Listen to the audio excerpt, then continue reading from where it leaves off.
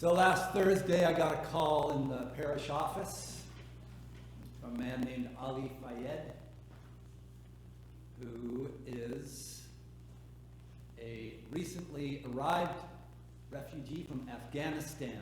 He came with his wife, his 3 children, and 3 other families, and find themselves here in Petaluma.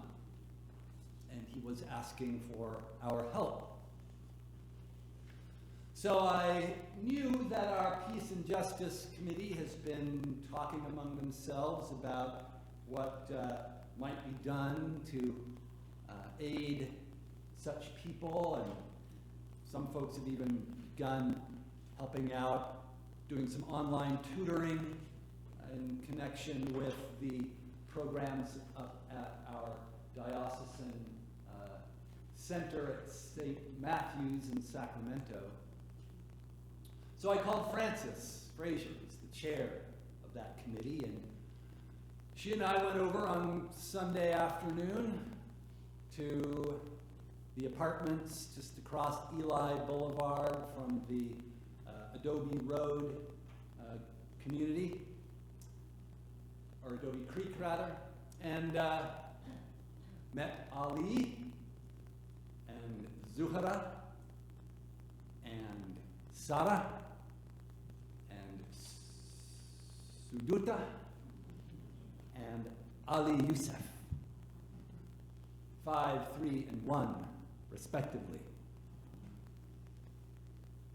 And we had a wonderful chat with Ali, who actually speaks pretty good English.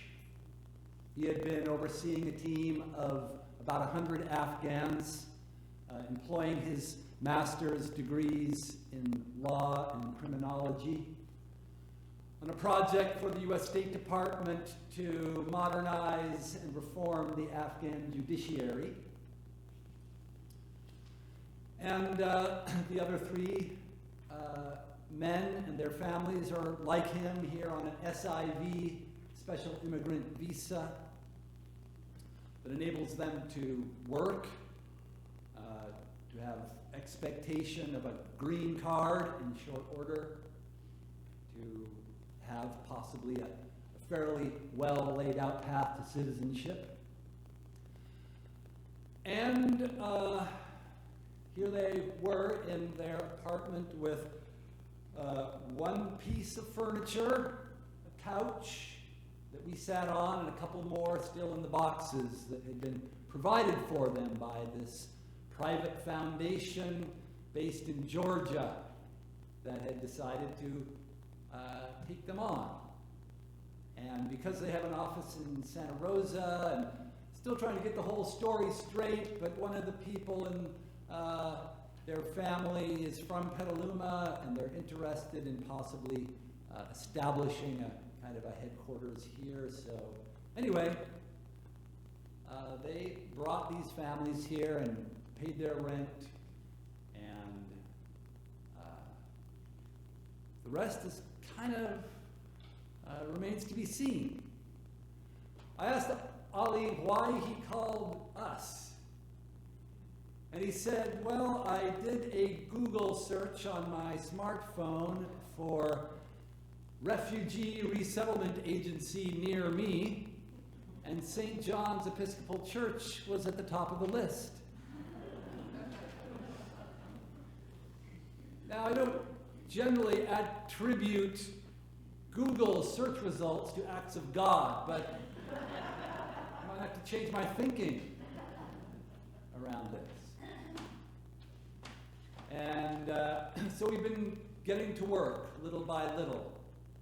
Frances and Gail brought one of the ladies to the Interfaith Food Pantry Thursday night, brought them on another day to the Family Resource Center at McDowell Elementary, working on getting English as a second language classes going for them.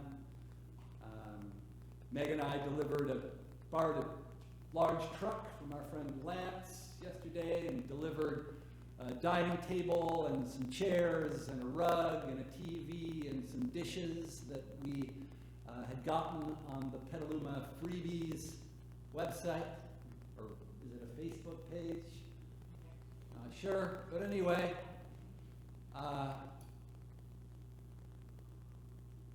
and in my conversations with Ollie, the thing that kind of touched me the most was the way that he spoke about his hope for his children. That even though right now they are very distressed because of the grandparents and the uncles and the aunts and the cousins that they've left behind, the challenge of starting school in this new and strange place, in a language they don't speak.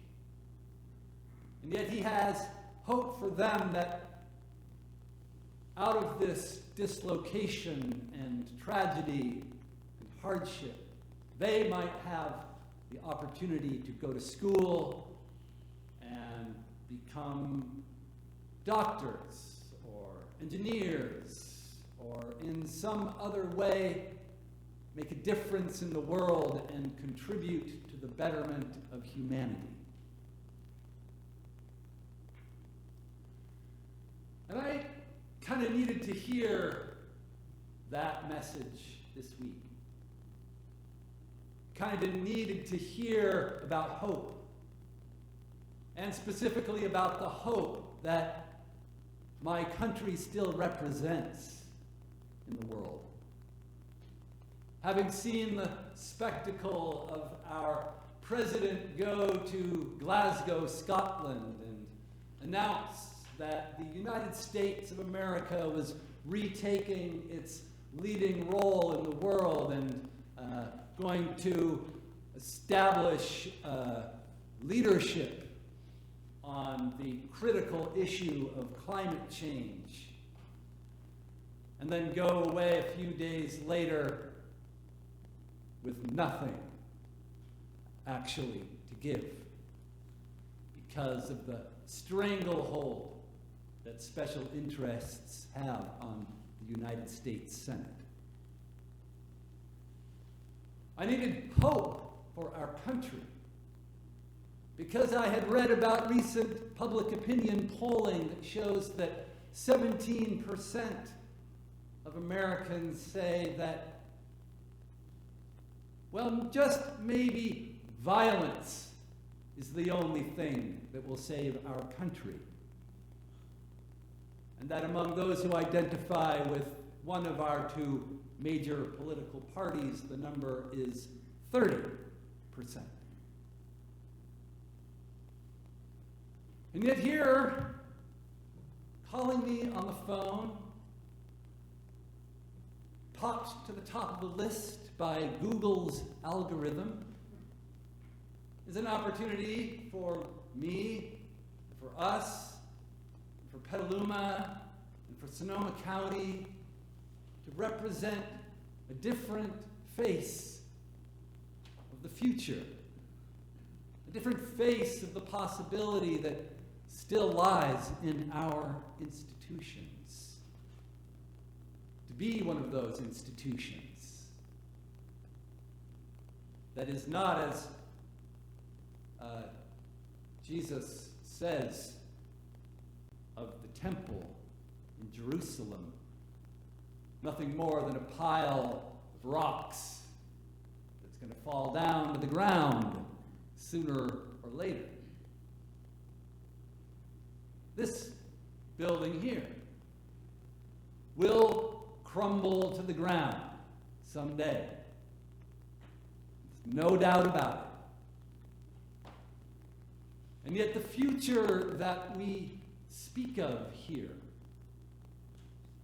the memory that we keep alive here of what God has done for our ancestors, the memory of the hope of Hannah, who, on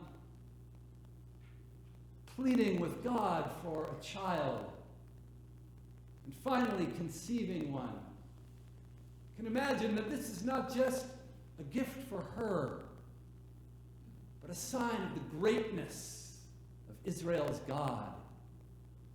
God who lifts the poor up out of the dung heap and sits them at the table with princes in places of honor.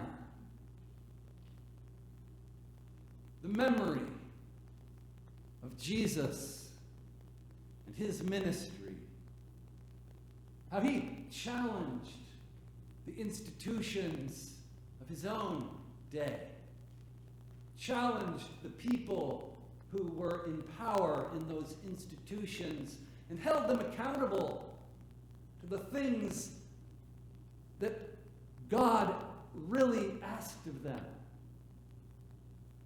Mercy, compassion, justice, peacemaking. That he was willing not just to talk about these things, but to live them.